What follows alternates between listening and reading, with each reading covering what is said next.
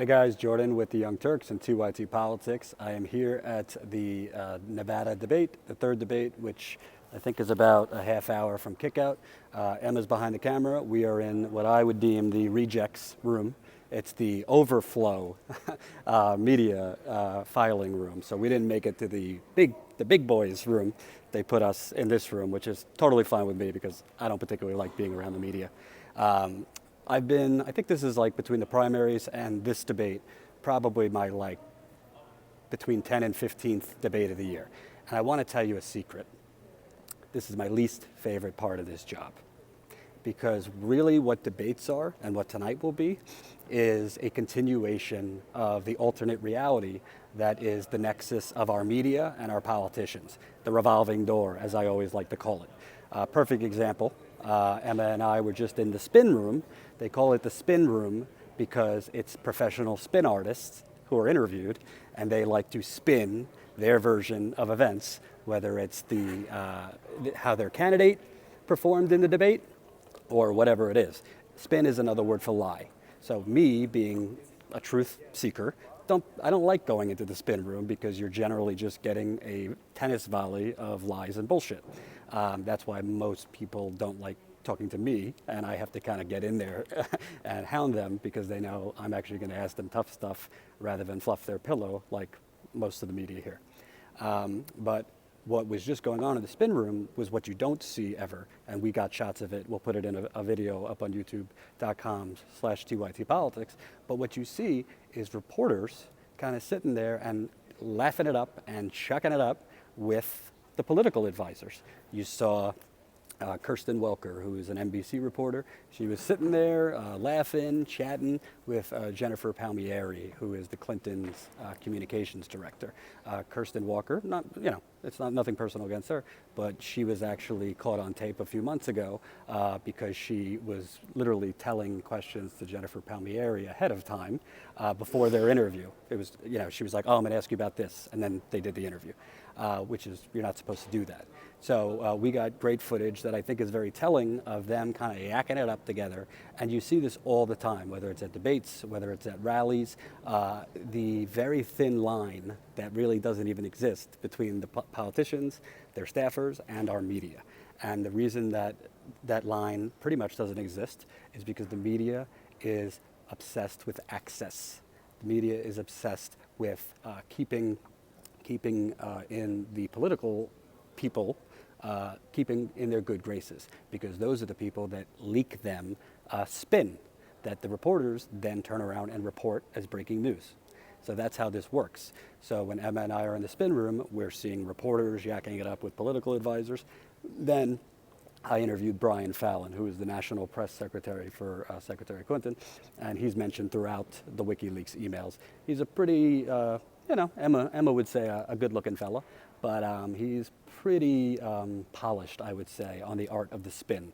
Doesn't really blink, and even if you challenge him, he's got his lines down cold. I just interviewed him. I honestly wasn't as aggressive as I normally am because I think there's a difference between interviewing someone in a one-on-one interview before the debate and then after the debate kind of going in. All the reporters are around these advisors and you have one question and getting in there really aggressive. I think I challenged him on a few things, but I didn't want to beat him over the head.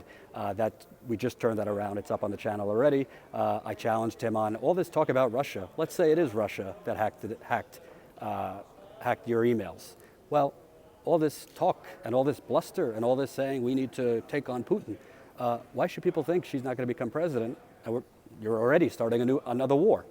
And he dodged that, he deflected that. He also didn't really give me a specific, conclusive reason that we should totally take hook, line, and sinker. Russia is behind these leaks.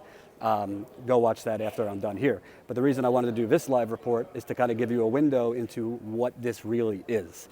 This is like Christmas and the Super Bowl for the horse race aficionados. They love this shit. CNN literally came back earlier this morning reciting the greatest boxing matches of all time in preview of this last debate.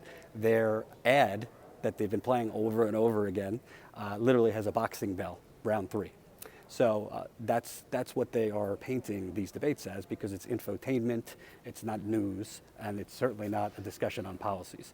Now that I've told you what these debates are really about, my take, I think in life, you should always fear someone who has nothing to lose.